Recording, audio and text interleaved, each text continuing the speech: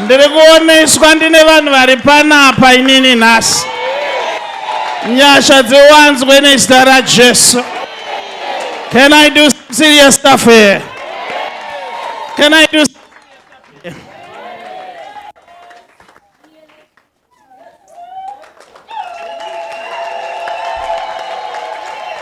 Where are you go?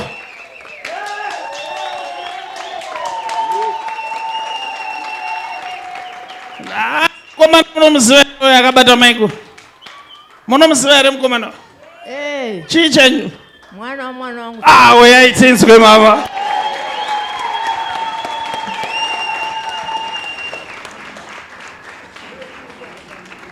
Mirai tuone mama.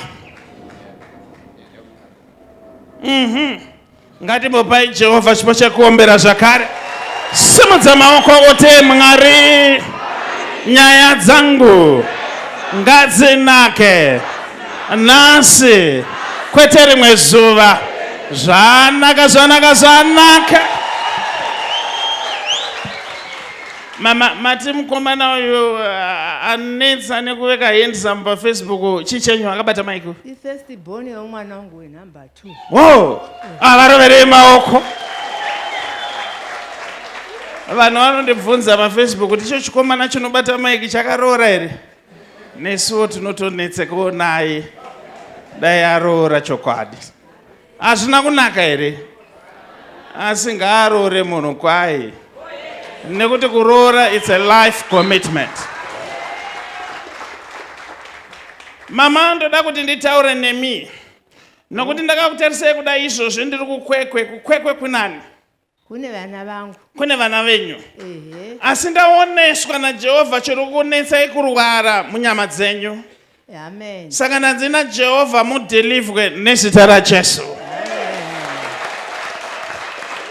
Nekuti ndaoneswa in the realm of the spirit. Mafara kuti mauya muimba yaMwari. Asi ndaona hangu muchitsvaga kuti handidi kugara kumberi uko. Ndoda kumashure uko.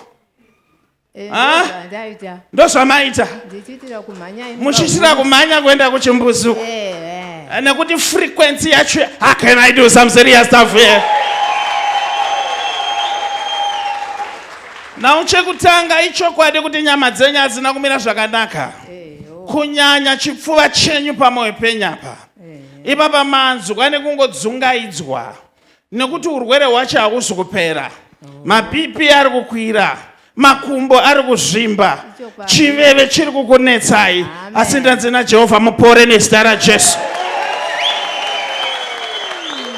Simudza maoko uri kwauri ikoko kana uine zvinokurwadza. Iti Mwari adresai urwere panyama dzangu nezita raJesu. Amen. Zabadara. In the mighty name of Jesus. Amen. Ridza mororotinzwe. Can I do some serious stuff here? Can I talk to some people here? Can I talk to you? And you? And you? Womberera Jesu akurambitswe.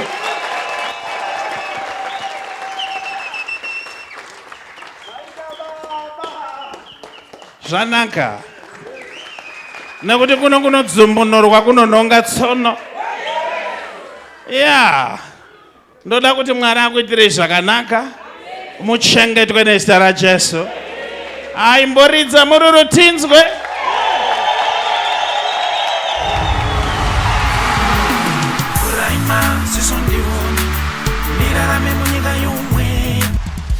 Goodness and Mercy Ministries inokunzirai No Eat Before It Happens Prophetic Conference. Ibakwazi kungakenzakali ziva zvisati zvaitika. No Eat Before It Happens Prophetic Conference iri kutanga Friday 30 May 2025 kusvika Sunday 1 June 2025 pa Goodness and Mercy Ministries muina Prophet T Freddy.